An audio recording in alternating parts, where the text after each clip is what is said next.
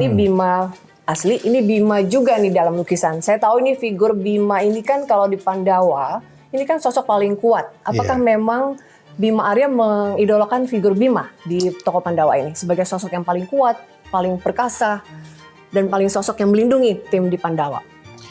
Nama itu doa. Nama doa. Jadi nama Bima itu doa orang tua saya supaya saya menjadi sosok seperti Bima. Dan lukisan ini adalah hal yang paling menginspirasi dalam hidup saya. Bima ini sebagai bagian dari Pandawa 5 yang paling kuat tadi, ini membuka hutan Amarta yang penuh dengan jin. Untuk kemudian dibuka jadi kerajaan Indraprasta yang mensejahterakan warganya. Jadi sejarah hidup saya itu selalu didorong oleh semangat ini. Berjuang melawan kebatilan, melawan jin-jin ini kan jin ini simbol kejahatan kan, supaya kebaikan menang, supaya rakyat disejahterakan. Waktu saya maju di Bogor, ibaratnya kan Bima membuka hutan belantara, kemudian dijadikan kota yang berkah gitu. Sama, saya masuk ke balai kota ya, saya nggak bilang berhadapan dengan jin gitu ya, tapi saya memperjuangkan kebaikan melawan kemungkaran. Jadi ini filosofi ini yang diajarkan oleh bapak saya yang nyambung dengan nama Bima dan mengingatkan saya untuk selalu berjuang untuk melawan kejahatan atau kebatilan tadi.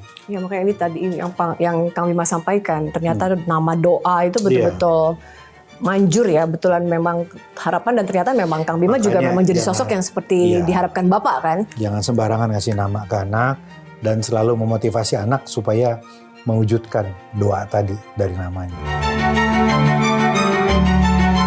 Bima Arya Sugiarto, Wakil Menteri Dalam Negeri Republik Indonesia. Pak Wamen sebagai Wamendagri, gimana Kang? Kami sudah berkeliling ke 80% provinsi di Indonesia, fokus ke ikhtiar untuk mengawal program prioritas, ada program Kopdes, ada juga makan bergizi.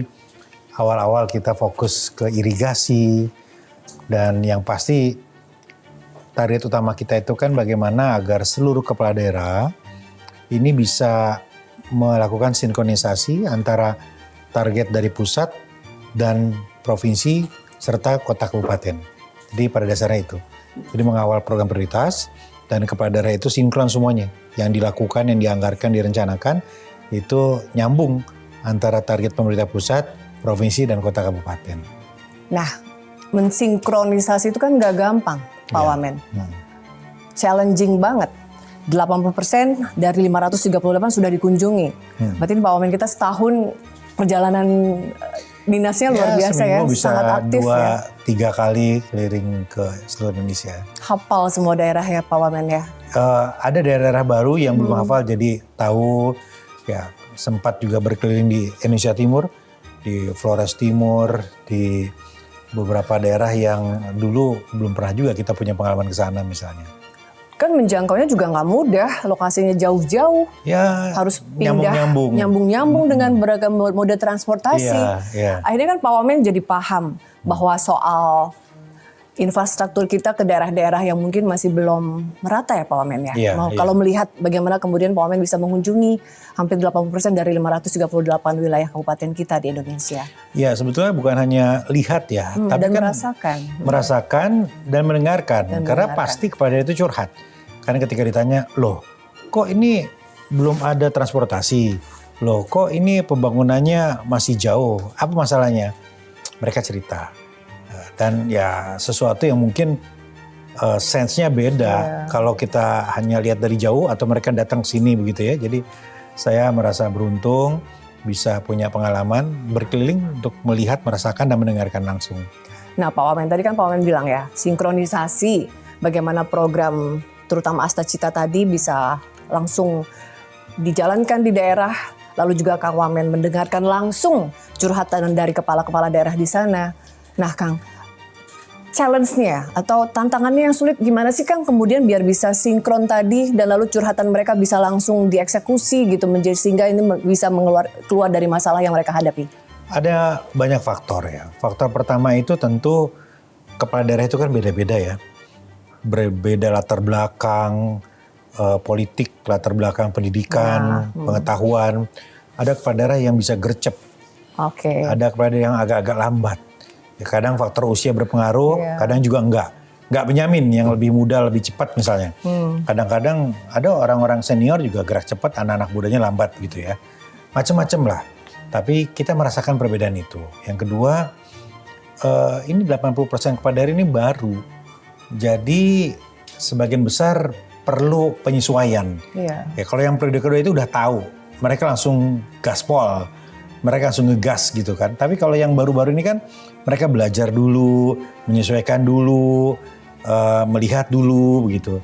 Nah ini yang kelihatannya kemarin itu banyak waktu untuk kita melakukan edukasi, sosialisasi, dan mereka butuh supervisi, kira-kira begitu. Itu faktor pertama. Nah faktor kedua, ini kan kita semuanya targetnya cepat.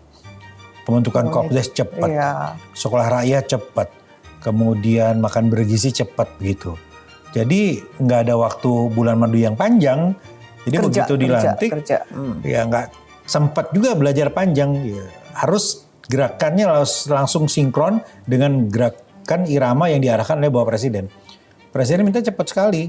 Ya, Pak Menko juga sebagai ketua Satgas misalnya geraknya cepat. Jadi semuanya harus diselaraskan. Jadi tantangannya dua itu, Bu Eli. Baik, nah Pak Wamen kalau melihat tadi ya Pak Wamen sampaikan. Kita tahu Pak Wamen kan 10 tahun jadi wali kota Bogor ya kan. Bagaimana kemudian memimpin dengan bahkan tingkat kepuasannya lebih dari 82%. Artinya kan Pak Wamen ada juga mendapatkan penghargaan sebagai kepala daerah terbaik gitu ya. Nah lalu kemudian menghadapi curhat-curhatan kepala-kepala daerah di daerah. Pak Wamen artinya ini mereka belajar dari seorang Wamendagri karena sudah berpengalaman sebagai wali kota kan? Ya tentu ada kalanya pengalaman itu sama. Yang kita hadapi ketika di Bogor sama sehingga kita bagikan. Tapi ada kalanya situasi kondisinya berbeda. Karena situasinya berbeda. Tiap daerah beda-beda tantangannya. Tiap daerah dan juga secara umum saat ini ada yang beda.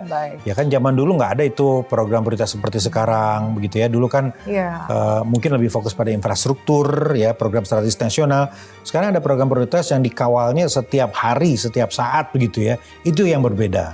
Kemudian yang kedua ada program efisiensi, ada penyesuaian anggaran pusat ke daerah, itu kan berbeda. Jadi ketika hal berbeda ini maka yang perlu kita pastikan adalah informasinya sama. Jangan sampai informasinya beda. Ya berapa dipotongnya, targetnya untuk apa. Jadi kita ini kan penyampai pesan dari Bapak Presiden agar kepala daerah memahami pesannya apa. Kemudian juga ketika kepala daerah ini memberikan informasi tertentu berdasarkan kondisi wilayahnya, nah ini jadi bahan evaluasi bagi kita. Ya, kita sampaikan ke Kementerian Keuangan dalam konteks anggaran misalnya, atau ke kementerian-kementerian yang lainnya. Jadi kita ini kan semacam melakukan proses mediasi. Ya, kalau ada keluhan ya kita sampaikan ke kementerian-kementerian terkait. Gitu. Tolong pastikan akar masalahnya apa. Jangan sampai kemudian salah diagnosa.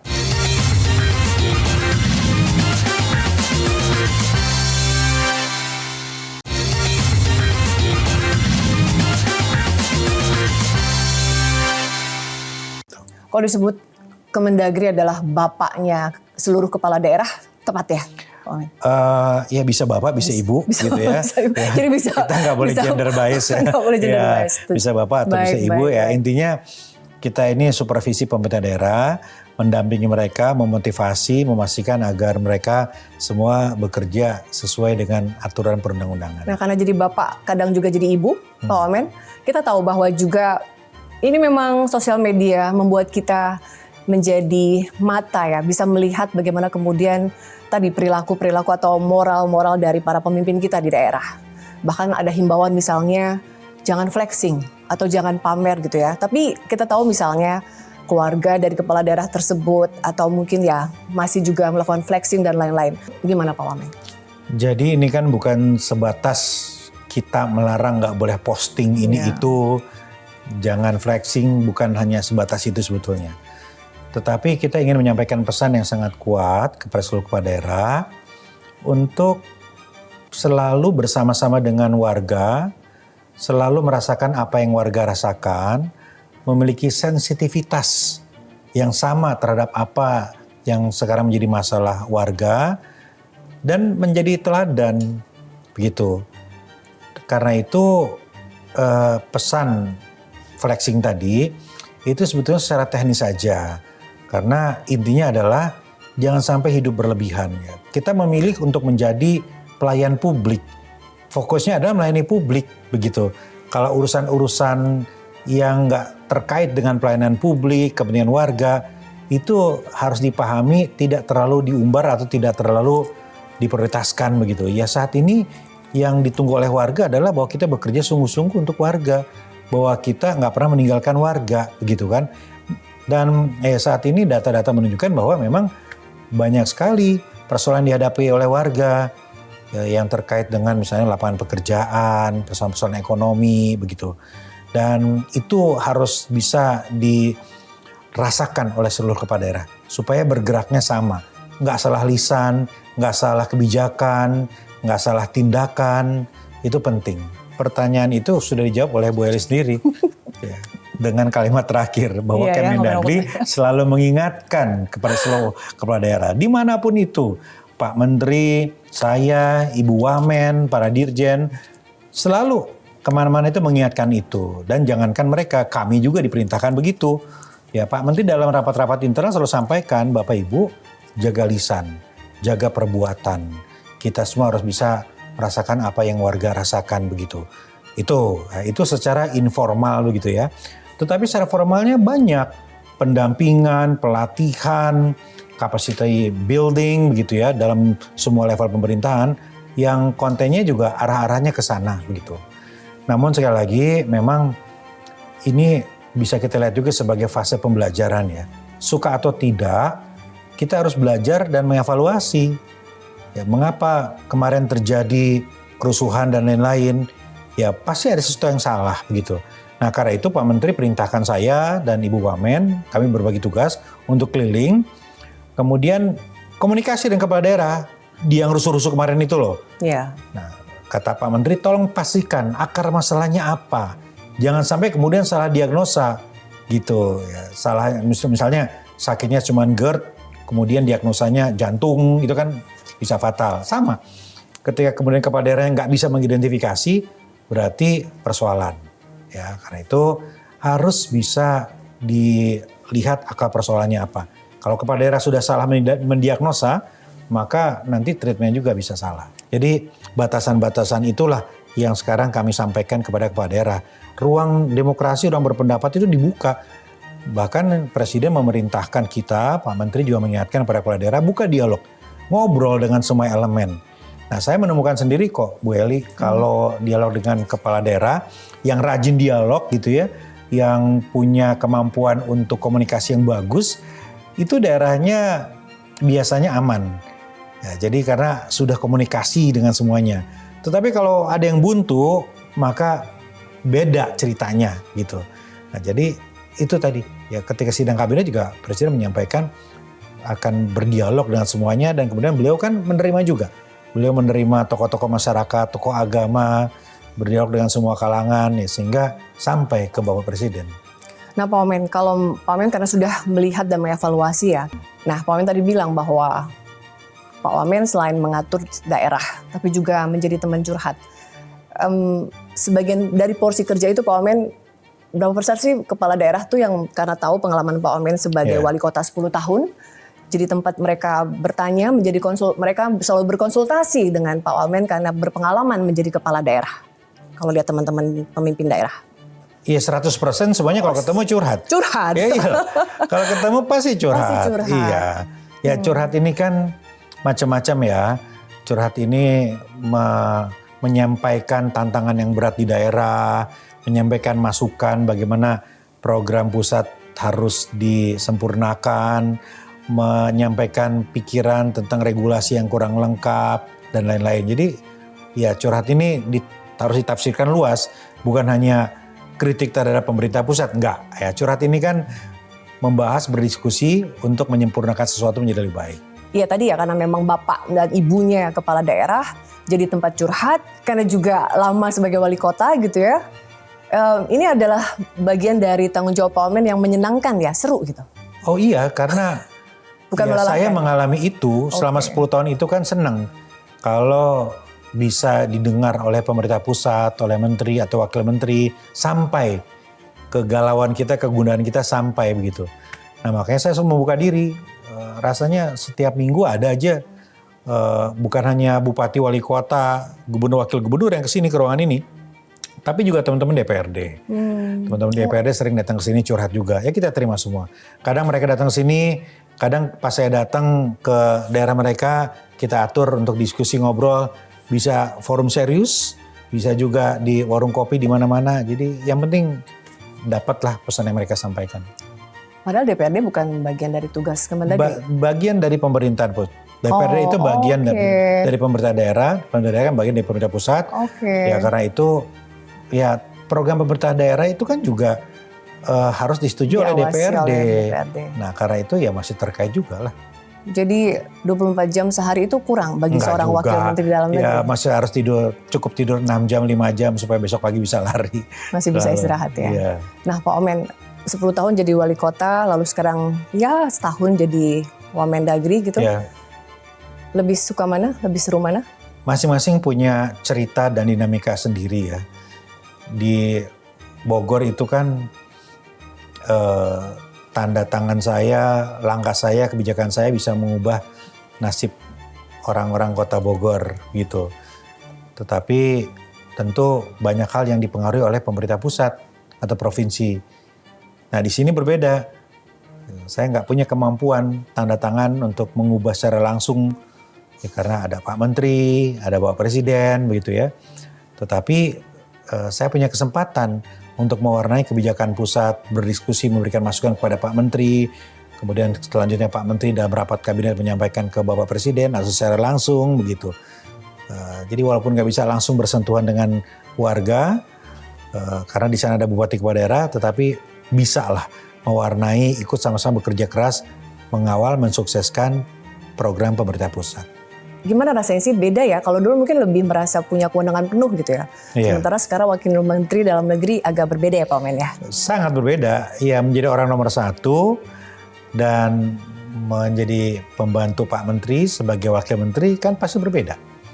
Saya harus menyesuaikan itu, harus tahu batas dan selalu melaporkan, mengikuti arahan Pak Menteri, menyesuaikan dengan apa yang direncanakan oleh kementerian. Dan juga nggak boleh keluar dari koridor kebijakan Bapak Presiden. Kalau bertanya personal, Pak Omen lebih senang jadi wali kota atau jadi wakil menteri dalam negeri? Ini bukan senang atau tidak ya, tapi ini kesempatan untuk berbuat, beribadah, dan memudahkan warga dalam skala yang berbeda aja.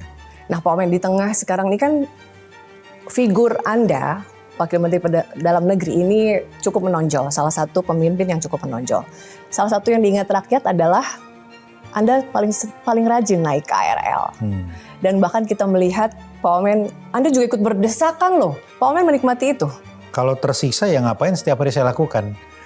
Ini sesuatu yang sudah biasa saya lakukan dari dulu kok. Dari zaman kuliah, dari zaman dosen dulu di Paramadina, naik bis, naik metro mini. Kemudian ketika kuliah di luar negeri kemana-mana, ketika awal ngajar juga sama begitu gitu. Jadi ya biasa-biasa aja, tetapi makin kesini makin menikmati karena menurut saya transportasi di Jakarta ini sudah sangat terintegrasi. Jadi mudah, dari Bogor sampai ruangan ini tuh sejam setengah lah kira-kira ya, terukur banget gitu. Dan yang saya senang adalah saya bisa punya kenalan banyak, ketemu dengan banyak orang, sekaligus menyampaikan pesan yang kuat kepada semua bahwa transportasi publik ini penting. Kalau nggak kita perbaiki sekarang, maka nanti anak cucu kita akan kerepotan. Jakarta udah bagus, tapi kota-kota lain masih ketinggalan. Jadi ini adalah kampanye. Kalau orang bilang kampanye, iya kampanye. Tapi bukan kampanye Bima Arya, bukan kampanye personal. Ini adalah kampanye menggunakan transportasi publik. Agar pemerintah aware, agar warga juga lebih tertarik. Ya, saya senang banyak nerima DM gitu kan. Jadi ikutan Kang Bima nih, naik KRL ternyata asik juga. Yang tadinya naik motor misalnya, yang tadinya nggak tersuka, begitu nyoba ternyata mereka baru tahu bahwa sekarang sudah jauh lebih mudah kemana-mana di Jakarta misalnya gitu. Sebagian ada yang bilang pencitraan Kang Wamen, itu gimana? Iya terserah. Sama lah kalau kita berpikir omongan orang, kita nggak akan kemana-mana. Kita yakini apa yang kita lakukan aja deh. Ya buat saya ini hal yang biasa aja saya lakukan, nggak ada yang luar biasa di sini.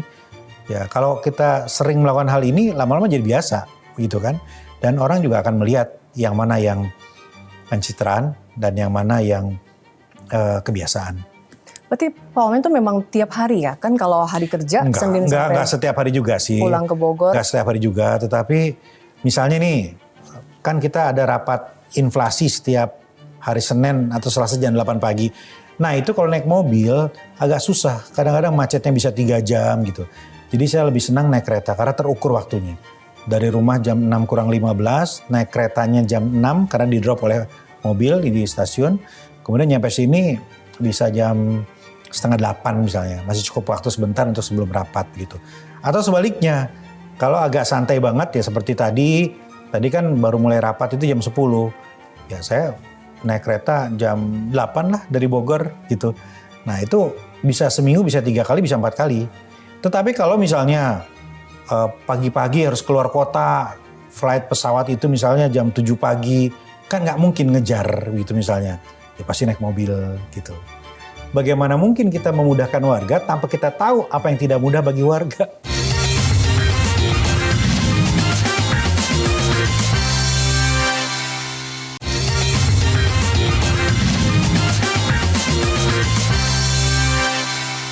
Karena saya juga suka melihat video-video bagaimana perjuangan teman-teman, masih angker nggak sih nyebutnya anak kereta ya? Masih angker ya.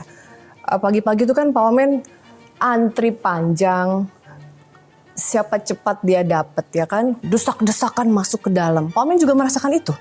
Iya tergantung jamnya. Tumpuk-tumpukan. Kalau di bawah jam 7 ya akan seperti itu. Tapi kalau di atas jam 7, jam 8 lebih lenggang sedikit gitu ya. Tapi yang seru ya begitu. Jam 6 sampai jam 8 itu ya berdiri itu memang penuh dengan tantangan ya. Kadang-kadang kaki dengan kepala bisa jaraknya 1 meter. Kaki di sini, kepala di sini, tangan di sana. Gesek-gesek, ketarik kanan, ketarik kiri itu udah biasa lah. Jangankan baca buku, gak usah berharap baca buku deh. Megang handphone dengan baik aja penuh perjuangan. Iya saya bilang beneran berarti badan tubuhnya Pak Wamen beneran desak-desakan. Kalau saya udah punya spot favorit. Di dekat pintu, pojok ya, di pojok pintu ya. Itu ada tempat bersender, itu aman. Kalau di tengah-tengah itu, nah itu ke bawah ke sana ke sini. Kalau di pojok itu aman. Mau desek-desek orang, kita bisa berlindung di pembatas itu. Artinya Pak Wamen itu wajar ya bahwa apakah juga kemudian teman-teman angker ini anak-anak kereta juga menyampaikan curhatan kepada Pak Wamen agar bisa langsung sampai ke pengelola kereta api misalnya biar pelayanannya lebih baik? Gitu? Curhatnya nggak di kereta. Kalau di kereta itu kan kita cenderung berjuang sendiri-sendiri. Berjuang supaya bisa berdiri, nggak jatuh, berjuang supaya nggak bosan, berjuang supaya bisa tidur sebentar gitu. Jadi jangan membayangkan di kereta itu kita bisa diskusi tentang transportasi publik dengan nyaman, berdiskusi tentang MBG misalnya, nggak juga. Tapi biasanya begitu turun, nah ada aja yang nyamperin, mepet gitu. Atau kadang-kadang DM, kadang-kadang di komen gitu. Atau kadang-kadang kalau suasana keretanya memungkinkan lagi kosong, misalnya nih saya mau pulang cepet gitu ya, dari sini misalnya jam 3 atau setengah 4, nah itu kereta agak kosong. Iya. Nah bisa tiba-tiba duduk di sebelah, cerita gitu. Itu kalau dapat duduk, kalau enggak ya sambil gelantungan ngobrolnya. Ada cerita lucu nggak Pak Wamen sepanjang naik kereta itu? Ya mungkin banyak. Banyak lah. Seperti contoh sharing di satu apa gitu yang. Ya kadang-kadang saya merasa menyesal pagi itu nggak pakai masker misalnya, karena kita tidak pernah tahu ya di depan kita sempat mandi atau enggak, di depan kita udah berapa hari nggak mandi kan itu ya kadang-kadang ya nggak pernah memilih kan manusia kita memilih kan. Nah kadang-kadang saya menyesal nggak pakai masker, itu salah satu. Saya rasa semua angker pasti merasakan itu kan. Kadang-kadang kita nggak tahu yang di depannya deodorannya apa, parfumnya apa. Nah kadang-kadang juga kita malu. Saya pernah beberapa kali, saya nggak tahu ya agak budak atau gimana, tapi mama itu tiba-tiba di tengah ramai-ramai, kok kayak Pak Bima gitu. Itu satu gerbong kan ngelihat gitu. Pak Bima bukan, Pak Bima ya kan gitu. Saya lihat dia, saya pikir dia pakai lagi denger musik gitu. Ternyata enggak, ya mungkin pendengarannya agak kurang. Tapi saking kerasnya dia ngomong, satu gerbong ngeliatin ke saya jadi nggak nyaman gitu. Jadi cerita-cerita seperti itu seru lah, banyak. Dan sering juga beberapa kali ketemu teman-teman mahasiswa ngundang bicara. Ya begitulah Pak Wamen. nanti datang dong ke kampus. Saya datang ke kampusnya, saya jadi pembicara. Bayangin orang yang udah 10, 15, 20 tahun naik kereta, pengalaman seperti apa? Seru. Seorang pejabat gitu ya, pejabat tinggi negara, ya juga melebur bersama rakyat, merasakan juga dalam tanda kutip derita naik kereta api yang berdesakan seperti naik KRL seperti itu ya Kan gini Pak? loh Bu Eli, pemimpin itu tugasnya adalah memudahkan warga. Untuk memudahkan warga, kan harus bisa merasakan mana yang mudah, mana yang sulit. Bagaimana mungkin kita memudahkan warga tanpa kita tahu apa yang tidak mudah bagi warga? Ya salah satu yang harus kita rasakan adalah yang merasakan penderitaan warga dalam kesehariannya termasuk di transportasi publik. Iya. Tapi kan banyak juga pemimpin kita yang ternyata berjarak gitu dengan rakyatnya. Itu gimana Pak Wamen? Kita masih menghadapi pemimpin yang seperti itu gitu. Kita doakan saja ya supaya pesan dari warga, pesan dari rakyat itu sampai untuk pemimpin-pemimpin yang dianggap jauh tadi. Karena lagi-lagi ada proses evaluasi pembelajaran dan lain-lain. Saya ketika menjadi wali kota agak sering ya merasa diingatkan oleh warga ketika saya agak salah jalan dikit, ya warga mengingatkan. Bisa langsung lewat aksi demonstrasi atau opini di media atau WA atau lewat tim saya gitu. Yang penting kita mau denger aja gitu dan pesan kita sampai. Berarti Pak Wamen itu selalu rajin gitu ya menerima masukan lewat baik dari sosial media. Pak Wamen tahu baca dan mendengar itu sebagai kritikan ya? Baca, komen-komen saya baca semua. Ya kalau di kereta itu kan nggak bisa baca buku ya, repot gitu ya. Ya yang kita baca itu komen-komen, opini persepsi warga gitu. Saya gitu ya sebagai wartawan juga melihat sendiri bagaimana Kang Wamen misalnya memang dekat dengan rakyat. Menjadi pemimpin yang humble itu kan memang nggak mudah. Apakah itu memang bagian dari karakter si pemimpin tersebut atau sebetulnya itu menjadi syarat mutlak menjadi seorang pemimpin, Pak Wamen? Sekali lagi ini tentang proses pembelajaran dan pematangan. Saya dalam perjalanan hidup saya banyak menghadapi macam-macam ujian, cobaan dan tantangan. Dan di setiap masalah itu saya selalu mengevaluasi. Dan saya selalu banyak sekali ya dipengaruhi oleh nasihat-nasihat dari Bapak. Dari ayah saya almarhum yang sangat perakyat, yang sangat dekat dengan warga begitu. Jadi saya berusaha untuk bisa seperti bapak saya yang sangat low profile, humble, dekat dengan semua, dengan tukang kebun, dengan petani, dengan tukang beca, dengan semua.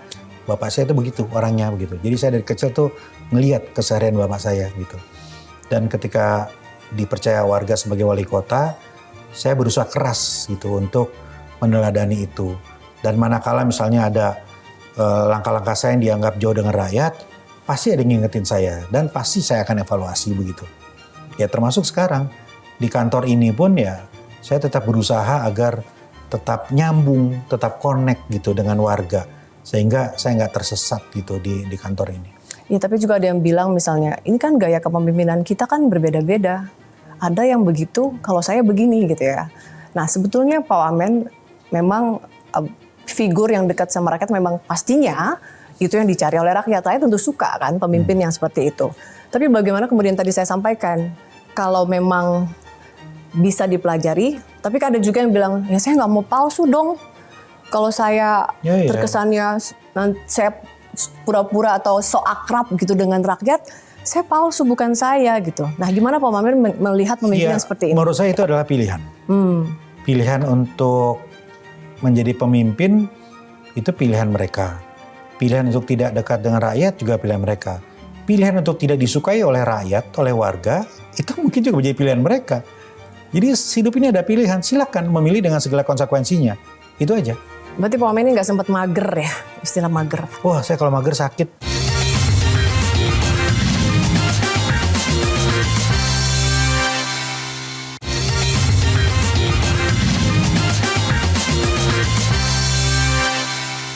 Karena ini yang nonton juga banyak Gen Z, ini kan kami belajar dari figur, salah satunya figur Kang Bima, karena sudah memang lama berpengalaman sebagai pemimpin.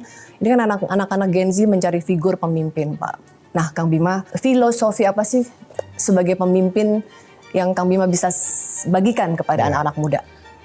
yang sangat tidak mudah, sangat berat, tetapi paling penting bagi seorang pemimpin adalah satu antara pikiran, perkataan, dan perbuatan. Satu. Itu yang namanya integritas, integrated semuanya. Jangan sampai kita mikirnya kemana, ngomongnya ke sini, berbuatnya ke sana. Kalau itu terjadi, nggak bisa kita jadi pemimpin. Nggak bisa. Jadi kalau kita berpikir nggak boleh korupsi, lisannya juga mengajak tidak korupsi, langkah-langkah kita jangan korupsi. Gitu kira-kira. Itu yang sangat tidak mudah. Yang saya rasakan kalau ditanya, Kang Bima apa sih yang paling berat sebagai pemimpin? Yang paling berat adalah menyatukan 3 hal tadi. Mikir, ngomong, dan berbuat itu sama. Jadi apabila ingin menjadi pemimpin yang paripurna, ya 3-3-nya itu harus disinkronkan. Dan menuju ke sana, kita harus punya pegangan, nilai, apa yang kita perjuangkan. Kalau menjadi pemimpin gak ada yang diperjuangkan, ya bukan pemimpin. Pemimpin itu kan those who know the way, who lead the way, who show the way. Orang-orang yang tahu jalannya kemana, ditunjukkan lewat mana, dan memimpin langsung gerakan-gerakan untuk mencapai tujuan tadi. Begitu. Dan untuk itu ya perlu nilai, perlu kesatuan antara 3 hal tadi. Kalau nggak bisa 3-3-nya, sulit menjadi pemimpin ya? Nggak usah memilih jadi pemimpin. Nggak usah memilih menjadi pemimpin. Iya, nggak usah memilih jadi pemimpin karena konsekuensinya adalah harus 1-3. Tapi anak-anak Gen Z juga mengenal yang namanya, katanya salah satu yang membuat menjadi pemimpin, 1, privilege.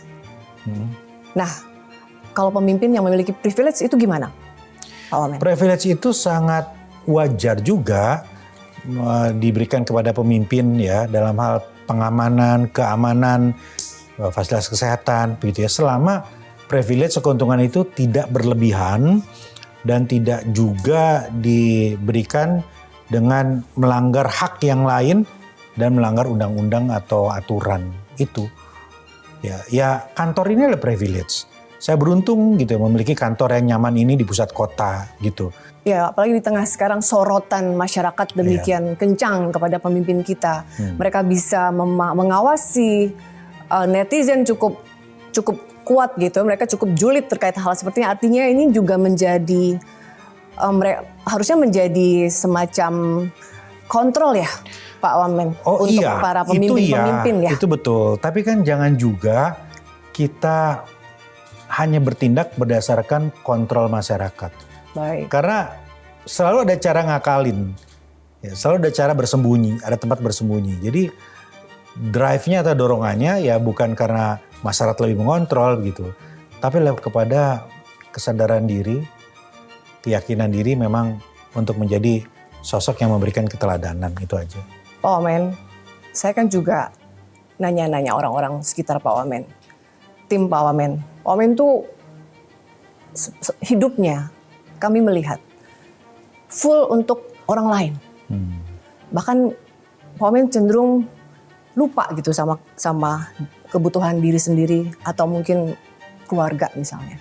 Pak Wamen memang ingin selalu menyenangkan orang lain ya? Menurut saya agak kurang pas ya diksi tadi, hidup untuk orang lain. Bahwa saya selalu punya mimpi dan keinginan untuk berbuat sesuatu, berbuat kebaikan, itu iya. Tetapi kalau dibilang kemudian tidak perhatian pada diri sendiri dan keluarga, itu enggak banget. Oke. Enggak banget. Gitu. Balance. Menurut saya balance sekali. Ya, karena keluarga juga sangat terlibat dalam dunia saya dan saya juga masuk ke dalam dunia mereka. Itu nggak ada masalah sampai saat ini, alhamdulillah. Terus kalau soal nggak peduli sama diri sendiri, ya enggak. Saya masih tidur minimal 6 jam kok. Cukup. Ya, setiap hari, setiap pagi saya pasti lari minimal 6 kilo, 7 kilo, 8 kilo gitu. Terus saya masih punya kesempatan untuk hangout, untuk camping sama sahabat-sahabat saya, sama tim saya gitu. Saya sayang banget nih sama lingkungan saya gitu ya. Jadi kita nikmati semua secara seimbang. Sama kayak waktu dulu doktrin saya waktu kuliah. Jadi mahasiswa itu 3 tuh yang harus dijaga. Buku, pesta, cinta. Buku itu kita harus rajin baca ilmu. Pesta itu gaul. Cinta itu ya cinta gitu kan. Nah, jadi dari dulu prinsip keseimbangan itu saya pegang. Makanya sekarang menurut saya ya saya membuat itu semua secara seimbang juga. Berarti ini soal manajemen waktu ya? Manajemen waktu. Nggak ada tuh istilah Nggak ada. bahwa nggak ada sempat untuk keluarga, nggak ada sempat untuk Nggak diri ada. sendiri, itu nggak ada istilah itu Nggak ya? ada. Ya artinya semua menjadi kebiasaan dari dulu bahwa bangun jam 5 paling lambat gitu ya, setengah 5, jam 5 subuh, kemudian pasti lari. Nah supaya bisa lari pagi itu kan berarti tidurnya masih cukup. Berarti jam 11 sudah tidur. Kalau supaya jam 11 sudah tidur, berarti pekerjaan harus beres jam sekian. Nah itu kan udah biasa. Ritme itu saya lakukan sejak zaman SMA dan kuliah. Berarti Pak Wamen ini nggak sempat mager ya, istilah mager. Wah saya kalau mager sakit. Kalau nggak ngapa-ngapain ya di Nggak bisa rumah. diem katanya nggak Pak bisa, nggak bisa. Udah Memang setelannya begini. super aktif, Iya. Saya nggak sebenarnya diem. bisa ya.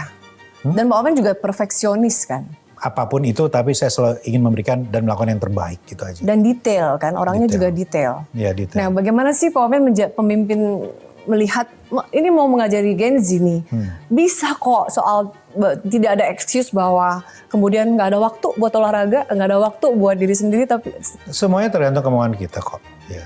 sebenarnya bisa ya. tadi Bisa, soal- bisa, iya. Yang menjadi membangun kepribadian seperti ini tuh, maksud Ya saya kayak gini aja, kita kan ngelihat ya dulu almarhum Pak Habibie, kan orang melihat di usia senja masih energik, ternyata beliau berenang setiap hari misalnya. Mas Sandiaga yang usianya juga berapa ya? 4 tahun dia 56 ya. Iya, 57. kan masih fit.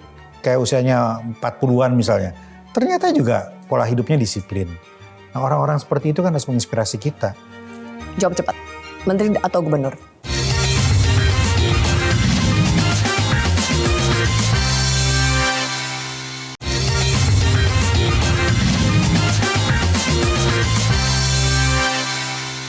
Kata balance ini penting nih Pak Wamen. Iya. Life balance ya. Bagaimana kemudian kita lihat tadi ya, di saat yang sudah berumur tetap fit, tapi kemudian yang muda-muda jadi gampang sakit. Jadi sebetulnya trik paling mudah deh buat mereka, mungkin sulit menjadi sesempurna Bima Arya gitu, tapi paling tidak gimana mereka memulai. Pak Wamen. Oke. Atur waktu. Karena semuanya sangat ditentukan oleh bagaimana kita menghargai dan mengatur waktu. Sejam pun penting. Sejam mau kita pakai seperti apa, itu akan merubah hidup kita. Gitu. Yang kedua adalah kita harus tahu prioritas. Prioritas kita apa? Ya, kalau kita punya cita-cita tinggi, terus setiap hari main games, setiap hari WA-an aja, setiap hari stalking, ya nggak usah punya cita-cita tinggi. Gitu, kita harus tahu prioritas kita apa. Nah, saya memboboti semua sama. Prioritas kita adalah tugas-tugas pemerintahan, berbagi dengan keluarga, para sahabat, teman-teman misalnya. Kalau disebut menetapkan standar kepada diri kita sampai di level yang memang yang tadi Pak, Oh iya, goal yang tadi Pak ya Wamen kan sampaikan. Bung Karno bilang shoot to the moon, and if you miss, you will be falling among the stars. Tembak bulannya, kalaupun meleset, nanti akan Tetap jatuh di antara di antara bintang-bintang. Jadi menurut saya target kita selalu yang terbaik.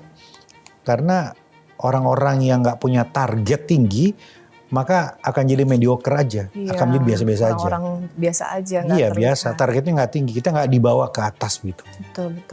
Nih, pelajaran penting nih buat kita. Jawab cepat. Menteri atau gubernur? Kemanapun tugas diperintah oleh pimpinan partai atau presiden, saya akan mengikuti. DKI atau Jabar? Saya orang Jawa Barat. Berarti Jawa Barat ya. Menjawab. Mobil atau KRL?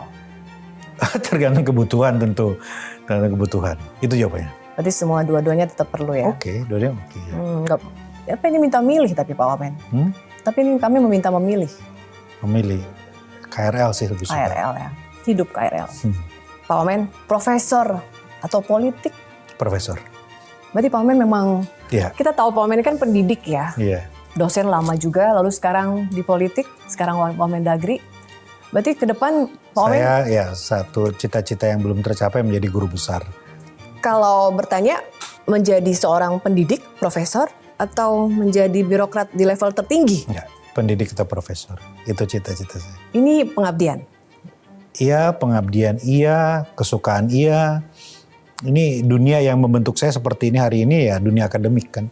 Profesor itu adalah value tadi yang Pak Wamen sampaikan. Iya. Ya nggak tahu ya dari kecil saya bercita-cita menjadi orang yang berilmu. Itu aja.